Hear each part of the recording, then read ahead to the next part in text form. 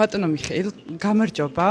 თქვენ ხართ მიხეილ ციკლაური, გიცნობთ საბას ხვიტარიძის პროცესზე იყავით, როგორც მოწმე პოლიციელი. თუ შეგიძლიათ გითხრათ, აქ გიორგი ოკმეცის პროცესზე რას აკეთებთ? არ არის სასაუბრო. რატომ არ არის? აი გიყურებდით, მთელი პროცესი ესწრებოდით გიორგი ოკმევაშვილის პროცესს საოპერაციო სასამართლოში ვართ. თქვენ ასევე იყავით საბას ხვიტარიძის საქმეში ხართ მოწმე პოლიციელი, ხო? ჩაწერილიც მყავხართ მახსოვს. მეც მაგას გეკითხებთ, რა შუაშია, რატომ ხართ აქ? რა? რატომ ხართ აქ? რატო ეს? ის სხვა პროცესია, ეს სხვა პროცესია. პროკურორის დაცვად ხართ მოსული ამ შემთხვევაში? ამაზე რომ მითხრათ, კი, პასუხი დადებითი ან უარყოთ, ესეც არ შეგიძლიათ, ბატონო მიხეილ. პასუხს რატო არ იძლევით ელემენტარულ კითხვას? მათამდე უნდა ვსდიო, ხა არ წვენია მართლა რა. მე რატო უნდა მცხვენოდეს, ბატონო მიხეილ? მარტივ კითხვაზე არ მცემთ პასუხს. რატომ ხართ გიორგი ოკმევაშვილის პროცესზე სხვა საქმეში სრულ მოწმედ მხილებული პირი?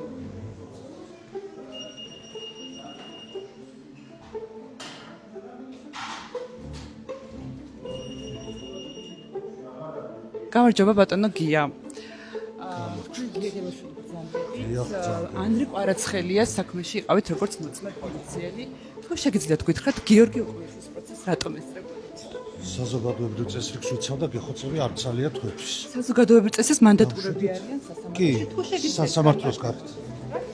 რატომ სხვა საქმეში მოწმე პოლიციელი? არ გაძლევთ ინტერვიუს. ანუ მარტივი შეკითხვა არის, ბატონო გია, მარტივი შეკითხვა არის. არა, ეს არის საზოგადოებას აინტერესებს თუ შეგიძლიათ. საქმე რა გაინტერესებთ? რატომ იმას რომ კონკრეტულ შემთხვევაში ჩემი საფრთხეობა იყოს დაცული. პოლიციელები პოლიციელები არიან, ამიტომ დიახ, მათი ფუნქცია მათ შორის იმ პირის დაცვა, რომელსაც შეიძლება გარკვეული სახის საფრთხე. პოლიციელების ფუნქციაში შედის პროკურორის პირადი დაცვა. რა თქმა უნდა, ნებისმიერი პირის უფლებების დაცვა. და ეს პოლიციელები რო სხვა საქმეში არიან, როგორც მოწმე პოლიციელის სტატუსით და ასევე რაცის მხარის მიერ შეფასებული ნებისმიერ შემთხვევაში არის პოლიციელი. ანუ სრულ მოწმეები თქვენს დაცვად არიან წარმოდგენილი. თქვენ არ ვიცი რას ეძახით სრულ მოწმეს კონკრეტულ შემთხვევაში. დაცვის მხარის შეფასებით ცხადია მე გავაზუსტე.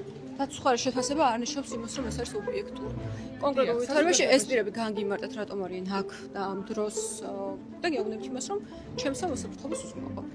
თქვენი კი ბატონო, ბოლო კითხვასაც დაგისვათ მაშინ, რატომ გახდა თქვენი აზრით საჭირო რომ თქვენ დაცვით გადაადგილებოდეთ? ამაზე თუ გიფიქრეთ. გადავადგილდები კონკრეტულ ვითარებაში გეუბნებით იმას, რომ მე არ ვახდებ იმას პროვოცირებას, ჩემთვის გასაგებია ის, რომ თქვა ბრალდებულის ოჯახს, ბრალდებულის ოჯახს შეიძლება გააჩნდეს პრეტენზია კონკრეტულ დროს დაადგილას, ამიტომ ბრალდების მხარის ქცევა ნებისმიერ შემთხვევაში არის ისეთი, რომ არ პროვოცირებ იმასთან დაკავშირებით და ვითვალისწინებ ყველა ადამიანის სასტიკად დამოკიდებულებას. მაშინ კანონმდებლობთ კიდევ ერთხელ რომ არაფერი, ეს არის სუფთად ადამიანური ფაქტორი, სხვა არაფერი. ადამიანური ფაქტორის გამო არიან თქვენ კი, რა თქმა უნდა, კი. თქვენ გიცნობენ და ამიტომ რა თუ თქმა უნდა. კანონით ევალებათ მათ. არა, მიცნობენ და სუფთად კოლეგიალურ საკითხი, სხვა არაფერი.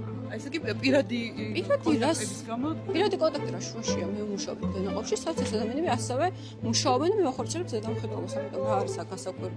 აი ეთიკური პრობლემა თუ არის სხვა საქმეში რომ ყავთ ეს ადამიანები. ეთიკური პრობლემა რა ბრალდების მხარის მოწმეები. ერთი მხრივ გიცავენ, მეორე მხრივ მოდიან და ამ ბრალდების მხარის მოწმენად რას ნიშნავს? კონკრეტული პირი, ნებისმიერ პირი მოწმე არის მაშინ, როცა საქმესთან დაკავშირებით ფლობს ინფორმაციას.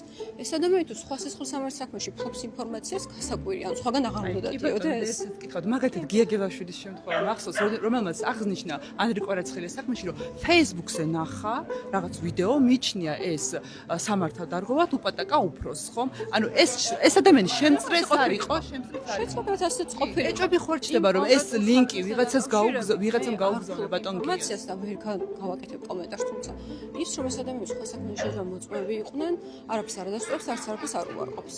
დაგემშვიდობებით.